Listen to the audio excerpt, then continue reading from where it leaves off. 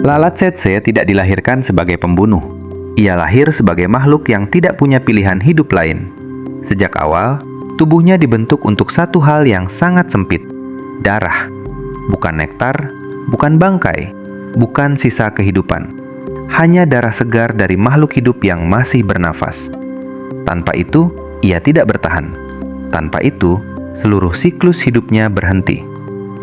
Di savana dan hutan Afrika, kebutuhan ini menempatkan lalat tsetse dalam posisi yang langsung bermasalah. Ia harus mendekati makhluk besar, mamalia, ternak, manusia, bukan untuk membunuh, tetapi untuk hidup satu hari lagi. Gigitannya kecil, nyaris tak terasa. Namun di dalam tubuhnya, seringkali ada sesuatu yang jauh lebih besar dari dirinya sendiri. Parasit mikroskopis yang mampu merusak sistem saraf, mengacaukan kesadaran, dan perlahan mematikan inangnya. Masalah hidup lalat tsetse bukan pada kekuatan atau agresi. Ia bukan predator cepat. Ia tidak menyerang berulang. Ia hanya datang, menggigit sekali, lalu pergi. Namun dalam satu momen singkat itu, garis antara hidup dan sakit mulai kabur. Penyakit tidur yang membuat manusia perlahan kehilangan kendali atas tubuh dan kesadarannya bukan disebabkan oleh lalat itu sendiri, melainkan oleh parasit yang ia bawa tanpa memahami dampaknya. Konflik utama lalat tsetse terletak pada ketergantungan mutlaknya pada satu sumber kehidupan, dan fakta bahwa sumber itu selalu beresiko. Ia tidak bisa beralih ke makanan lain. Ia tidak bisa hidup di lingkungan tanpa mamalia besar.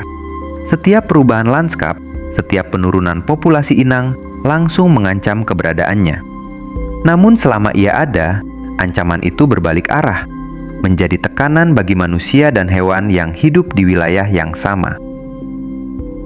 Sejak lama, lalat tsetse dipandang bukan sebagai bagian dari ekosistem, tetapi sebagai penghalang. Wilayah yang dipenuhi tsetse dianggap tak layak dihuni. Ternak mati perlahan, manusia jatuh sakit tanpa luka yang jelas. Maka pembasmian menjadi jawaban paling cepat. Perangkap, racun, pembakaran habitat, semua dilakukan bukan karena lalat ini jahat, tetapi karena ia terlalu merugikan untuk ditoleransi. Dan disitulah tragedinya bermula. Lalat tsetse tidak memilih menjadi vektor penyakit. Ia tidak memahami parasit yang hidup di dalam tubuhnya. Ia sekedar menjalankan satu fungsi biologis yang sama sejak jutaan tahun lalu. Mencari darah, bereproduksi, dan bertahan. Namun dunia di sekitarnya berubah. Manusia memberi makna pada keberadaannya. Dari makhluk biasa, ia berubah menjadi simbol wabah. Sejak awal hidupnya, lalat tsetse tidak berhadapan dengan satu musuh. Ia berhadapan dengan fakta bahwa keberadaannya sendiri dianggap masalah. Ia hidup di batas tipis antara kebutuhan biologis dan penolakan total. Dan dari batas itulah kisahnya berjalan. Bukan sebagai penjahat, tetapi sebagai makhluk yang terperangkap dalam peran yang tidak pernah bisa ia tinggalkan, sampai terakhir hidupnya. Untuk memahami mengapa lalat tsetse tidak pernah keluar dari peran ini, tubuhnya harus dilihat sebagai hasil evolusi yang sangat sempit dan sangat presisi. Ia bukan lalat umum yang bisa hidup dari sisa, buah busuk, atau kotoran. Sistem pencernaannya tidak dirancang untuk itu. Lalat tsetse adalah hematofagus murni, pemakan darah sejati. Seluruh fisiologinya dibangun untuk mengekstraksi nutrisi dari cairan hidup yang hangat dan kaya protein. Belalainya kaku, tajam, dan bekerja seperti jarum biologis. Ia menembus kulit, mencari pembuluh darah, lalu menghisap tanpa perlu merobek jaringan secara luas. Air liurnya mengandung senyawa antikoagulan yang mencegah darah membeku, memastikan aliran tetap lancar selama proses berlangsung. Semuanya terjadi cepat, senyap, dan hampir tanpa perlawanan dari inang. Secara mekanis, ini adalah adaptasi yang sangat efisien. Namun keunikan terbesar lalat tsetse tidak berhenti pada cara makannya. Reproduksinya melanggar hampir semua pola umum serangga. Ia tidak bertelur dalam jumlah besar. Ia tidak meninggalkan ratusan keturunan untuk bertahan secara acak. Lalat tsetse bersifat vivipar. Betina melahirkan satu larva yang sudah berkembang penuh. Larva itu diberi makan cairan kaya nutrisi di dalam tubuh induknya, lalu dikeluarkan untuk segera berubah menjadi pupa di tanah. Strategi ini mahal secara biologis. Satu induk hanya menghasilkan sedikit keturunan sepanjang hidupnya. Tidak ada ruang untuk kegagalan besar. Namun sebagai gantinya, setiap individu yang lahir memiliki peluang hidup yang jauh lebih tinggi. Ini adalah pertukaran ekstrim antara kuantitas dan kualitas. Strategi yang hanya bisa bertahan jika lingkungan relatif stabil dan sumber darah terus tersedia. Masalah muncul ketika stabilitas itu hilang. Ketergantungan pada mamalia besar membuat lalat tsetse sangat sensitif terhadap perubahan lanskap. Deforestasi, perburuan, dan penggembalaan besar-besaran mengubah distribusi inang. Ketika mamalia berpindah atau berkurang, lalat tsetse tidak bisa dengan mudah mengikuti. Ia tidak bermigrasi jauh. Ia terikat pada wilayah, nafas inang, dan suhu tubuh yang spesifik. Di dalam tubuh lalat inilah parasit Trypanosoma menemukan kendaraan hidupnya. Parasit ini tidak merusak lalat tsetse. Mereka hidup, berkembang, dan berpindah tanpa membunuh pembawanya. Dari sudut pandang evolusi, hubungan ini stabil, bahkan sukses. Dari sudut pandang manusia, ini adalah bencana biologis. Lalat tsetse tidak berevolusi untuk membawa penyakit manusia. Ia berevolusi untuk hidup efisien di Afrika. Parasit hanya memanfaatkan jalur yang sudah ada, dan ketika jalur itu bersinggungan dengan manusia, konflik yang lahir bukan karena kesalahan desain, tetapi karena pertemuan dua sistem biologis yang tidak pernah dirancang untuk saling memaafkan. Di titik ini, lalat tsetse menjadi contoh bagaimana adaptasi yang sangat sukses di satu konteks berubah menjadi masalah besar di konteks lain. Tubuhnya bekerja terlalu baik untuk perannya sendiri, dan terlalu berbahaya bagi makhluk lain yang kebetulan berada di jalur yang sama, sampai akhirnya. Konsekuensi biologis dari keberadaan lalat tsetse tidak muncul sebagai ledakan cepat, melainkan sebagai proses panjang yang menggerogoti tubuh dari dalam. Ketika parasit Trypanosoma berpindah melalui gigitan, tidak ada luka besar, tidak ada rasa sakit yang langsung terasa.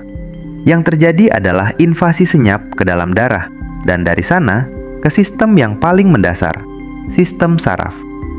Parasit ini tidak membunuh dengan kecepatan. Ia bertahan. Ia beradaptasi dengan aliran darah, menghindari sistem imun, dan terus membelah diri. Tubuh inang dipaksa bekerja terus-menerus dalam kondisi darurat ringan yang tidak pernah benar-benar selesai. Demam datang dan pergi. Sendi melemah, otot kehilangan tenaga, nafas terasa lebih berat meski tanpa aktivitas berat. Semua berlangsung perlahan, cukup lama untuk menguras energi, tetapi jarang cukup cepat untuk memicu respons ekstrim. Pada tahap lanjutan, parasit menembus penghalang darah otak. Di titik inilah penderitaan biologis berubah bentuk. Gangguan tidur muncul, ritme siang dan malam terbalik, konsentrasi menurun, kesadaran menjadi rapuh, bukan karena kerusakan besar, tetapi karena sistem saraf tidak lagi bekerja sinkron. Inang tidak langsung mati, ia kehilangan fungsi sedikit demi sedikit hingga tubuh tidak lagi mampu mempertahankan dirinya sendiri. Bagi banyak makhluk liar, antilop, kerbau, dan mamalia besar Afrika, kondisi ini berarti penurunan kebugaran yang fatal. Mereka menjadi lebih lambat, lebih mudah dimangsa, dan lebih sulit bereproduksi. Kematian jarang dicatat sebagai akibat langsung dari lalat tsetse, tetapi dampaknya tertanam dalam statistik kelahiran yang menurun dan populasi yang melemah. Ironisnya, lalat tsetse sendiri tidak menderita akibat ini. Parasit tidak merusak tubuhnya, tidak mengganggu reproduksi secara signifikan. Hubungan ini stabil secara evolusioner. Yang runtuh adalah inang, makhluk yang kebetulan berada di jalur yang sama. Dalam ekologi, ini menciptakan tekanan seleksi yang keras. Hanya spesies tertentu yang mampu bertahan, sementara yang lain tersingkir perlahan. Pada manusia, penderitaan ini sering datang dengan dimensi tambahan, keterlambatan diagnosis. Gejala awal tampak sekedar kelelahan biasa, waktu terbuang, parasit berkembang. Pada saat pengobatan datang, kerusakan neurologis seringkali sudah terjadi. Bahkan ketika nyawa diselamatkan, pemulihan tidak selalu utuh. Disinilah tragedi biologis itu menjadi jelas. Lalat tsetse tidak membunuh dengan niat. Ia tidak menyerang dengan kekerasan. Ia hanya menjadi penghubung, jembatan hidup bagi parasit yang bekerja tanpa suara. Penderitaan yang lahir bukan akibat satu serangan, tetapi akibat waktu yang dibiarkan berjalan terlalu lama. Dan di dalam sistem ini, tidak ada pelaku tunggal yang bisa disalahkan. Hanya rangkaian kehidupan yang saling menumpang, saling bertahan, hingga salah satu di antaranya mencapai batas terakhir kemampuannya untuk hidup. Di balik penderitaan yang ditinggalkannya, lalat tsetse memegang peran ekologis yang jauh lebih kompleks daripada sekedar vektor penyakit. Ia bukan penyimpangan alam, melainkan bagian dari sistem yang membentuk lanskap Afrika selama ribuan tahun. Kehadirannya ikut menentukan siapa yang bisa hidup, di mana, dan dengan cara seperti apa. Dengan membawa Trypanosoma, lalat tsetse secara tidak langsung mengatur distribusi makhluk besar di Afrika. Banyak mamalia herbivora tidak mampu bertahan lama di wilayah dengan kepadatan tsetse tinggi. Akibatnya, daerah-daerah tertentu tetap didominasi hutan, semak lebat, dan sabana alami, tanpa tekanan penggembalaan berlebihan. Di tempat-tempat ini, vegetasi tumbuh lebih stabil, tanah tidak terkikis cepat, dan struktur ekosistem tetap terjaga. Dalam konteks ini, lalat tsetse berfungsi sebagai penghalang biologis. Ia mencegah eksploitasi berlebihan, bukan melalui kekuatan fisik, tetapi melalui tekanan penyakit yang konsisten. Hewan yang mampu bertahan biasanya memiliki toleransi fisiologis tertentu, perilaku migrasi yang tepat, atau ukuran populasi yang seimbang dengan sumber daya. Yang tidak mampu beradaptasi akan tersingkir perlahan, tanpa peristiwa kepunahan yang mencolok. Dampak serupa terlihat pada sejarah manusia. Selama berabad-abad, wilayah yang dikuasai lalat tsetse sulit dijadikan area peternakan intensif. Sapi, kuda, dan hewan pekerja lain rentan terhadap trypanosomiasis. Akibatnya, pola pemukiman, pertanian, dan pergerakan manusia ikut dibentuk oleh keberadaan serangga kecil ini. Bukan senjata, bukan iklim ekstrim, tetapi seekor lalat yang menentukan batas. Ironisnya, ketika intervensi manusia mulai menekan populasi tsetse melalui insektisida, perubahan habitat, dan fragmentasi landscape, konsekuensinya tidak selalu sederhana. Di beberapa wilayah, hilangnya tsetse membuka jalan bagi peternakan besar. Vegetasi ditekan, tanah kehilangan penutup alaminya, erosi meningkat, sistem yang sebelumnya stabil mulai berubah cepat. Ini menunjukkan satu hal penting. Peran ekologis tidak selalu sejalan dengan kenyamanan manusia. Lalat tsetse menjaga keseimbangan dengan cara yang keras dan tidak kompromistis. Ia tidak memilih metode yang ramah. Ia bekerja melalui tekanan biologis yang berkelanjutan. Di dalam jaringan kehidupan Afrika, lalat tsetse bukan pusat cerita, tetapi simpul penting. Ia menghubungkan parasit, mamalia, tumbuhan, dan manusia dalam satu sistem yang saling menahan. Ketika simpul ini ditarik atau diputus, seluruh jaringan merespons, kadang dengan hasil yang tidak pernah direncanakan. Dan disitulah perannya menjadi jelas, bukan sebagai penjahat alam, tetapi sebagai mekanisme seleksi yang bekerja sunyi, menjaga agar satu bentuk kehidupan tidak melampaui batas yang bisa ditanggung oleh sistem secara keseluruhan. Jika lalat tsetse dibandingkan dengan serangga lain yang juga membawa penyakit, nyamuk, kutu, atau pinjal, perbedaannya terletak pada cara ia memengaruhi sistem secara menyeluruh, bukan sekedar individu. Nyamuk membunuh lewat jumlah. Wabah datang sebagai ledakan. Penyakit menyebar cepat lalu surut. Tsetse bekerja sebaliknya. Ia lambat, terlokalisasi, dan konsisten. Dampaknya tidak terasa sebagai krisis sesaat, tetapi sebagai batas jangka panjang. Perbandingan ini menjadi semakin tajam ketika diletakkan berdampingan dengan manusia. Manusia mengubah landscape dengan alat, mesin, dan kecepatan. Hutan dibuka, sungai dibelokkan, hewan dipindahkan. Perubahan terjadi dalam hitungan tahun, bahkan bulan. Lalat tsetse tidak melakukan itu. Ia tidak membangun, tidak merusak secara langsung, dan tidak mempercepat apapun. Ia hanya ada, dan keberadaannya cukup untuk membentuk keputusan makhluk lain. Dalam banyak hal, tsetse lebih menyerupai mekanisme alam purba daripada organisme agresif. Ia tidak mengejar dominasi. Ia tidak berkembang tanpa kendali. Populasinya justru sensitif terhadap perubahan lingkungan. Ketika hutan hilang, kelembapan menurun, atau suhu berubah drastis, tsetse ikut menghilang. Ia tidak fleksibel. Ia terikat pada sistem lama yang stabil. Manusia sering melihat lalat tsetse sebagai hambatan pembangunan. Namun dari sudut pandang ekologi, ia adalah penanda. Di mana tsetse masih bertahan, biasanya ekosistem belum sepenuhnya runtuh. Vegetasi masih cukup rapat, rantai makanan masih relatif utuh. Parasit, inang, dan lingkungan masih berada dalam keseimbangan lama, meski keseimbangan itu keras dan tidak menguntungkan manusia. Perbandingan ini tidak dimaksudkan untuk menyamakan nilai. Lalat tsetse tidak lebih benar daripada manusia, dan manusia tidak sepenuhnya salah. Namun ia menunjukkan kontras yang jelas antara makhluk yang bergerak lambat tapi konsisten dan makhluk yang bergerak cepat namun sering mengabaikan konsekuensi jangka panjang. Di titik ini, lalat tsetse menjadi cermin yang tidak nyaman. Ia memperlihatkan bahwa pengendalian alam tidak selalu datang dari kekuatan atau kecerdasan, tetapi dari tekanan kecil yang bekerja terus-menerus. Bahwa batas-batas sering ditentukan bukan oleh keputusan besar, melainkan oleh keberadaan sederhana yang tidak pernah benar-benar pergi. Dan mungkin itulah alasan mengapa lalat tsetse begitu sulit dihapus sepenuhnya. Bukan karena ia kuat, tetapi karena ia menyatu dengan sistem yang telah ada jauh sebelum manusia mencoba mengaturnya.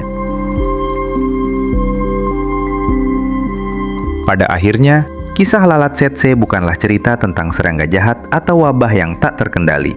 Ia adalah kisah tentang keberadaan yang terlalu konsisten untuk diabaikan. Tsetse tidak datang membawa kehancuran instan. Ia tidak menghapus kehidupan dengan ledakan cepat. Ia bekerja perlahan, melalui satu gigitan kecil, satu parasit mikroskopis, dan satu siklus hidup yang terus berulang. Lalat tsetse tidak tahu bahwa ia membentuk sejarah manusia. Ia tidak menyadari bahwa jalur migrasi terhenti, pemukiman gagal tumbuh, dan wilayah luas dibiarkan kosong karena kehadirannya. Ia hanya mencari darah untuk bertahan, menyalurkan parasit karena itu satu-satunya cara hidup yang ia miliki. Tidak ada niat, tidak ada tujuan besar, hanya fungsi biologis yang dijalankan tanpa jeda. Dalam banyak kasus, manusia berusaha menghapus tsetse dengan cara yang sama seperti menghapus masalah lain, dengan kecepatan, skala besar, dan intervensi agresif. Namun tsetse terus kembali, bukan karena ia cerdas, tetapi karena ia terikat erat dengan sistem yang lebih luas, iklim, vegetasi, inang, dan parasit.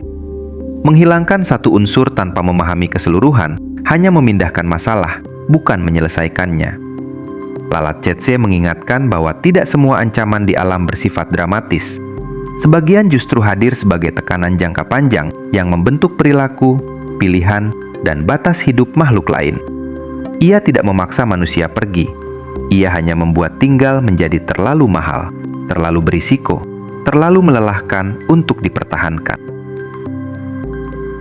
Di dunia yang terus dipercepat, keberadaan seperti tsetse terasa kuno dan menjengkelkan.